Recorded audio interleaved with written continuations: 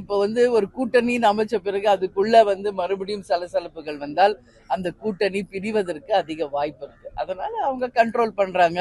யாரும் தனிப்பட்ட கருத்துகளையோ எதிர்கருத்துகளையோ சொல்ல வேணாம், பொறுமையாக இருந்து இந்த கூட்டணியை வலுப்படுத்தணும், அடுத்த ஆட்சியை பிடிக்கணுன்றதுல எந்த கட்சியா இருந்தாலுமே ஒரு கூட்டணி அமைத்த பிறகு அந்த நிலைப்பாடு தான் எடுப்பாங்க.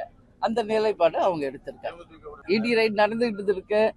இடி ரைட் நடக்கிறது இது ஒன்றும் புதுசு இல்லைல்ல, இது யூஸ்வலா நடக்கிற ஒரு விஷயம்தான். ஆனா நிச்சயமா யாருன்னா தப்பு பண்ணா அந்த தண்டனையை அனுபவிச்சுதான் ஆகணும். இதுல எந்த மாற்று கருத்துமே கிடையாது. மக்கள் வரி பணத்தை லஞ்சமோ ஊழலாகவோ செஞ்சா கட்டாயம் தண்டனை அனுபவிக்கணும். அதனால இடி ரைடு வர்றாங்க, அதுக்கப்புறம் என்ன நடக்குதுன்றது தெரிய மாட்டேங்குதுல்ல. அதனால உண்மை நிலை என்ன என்பது மக்களுக்கும் தெரியணும். லஞ்சம் ஊழல் இல்லாத ஒரு கேப்டன் சொன்ன மாதிரி ஒரு நல்ல ஆட்சி அமையணும்ன்றதுதான் எங்களுடைய விருப்பம்.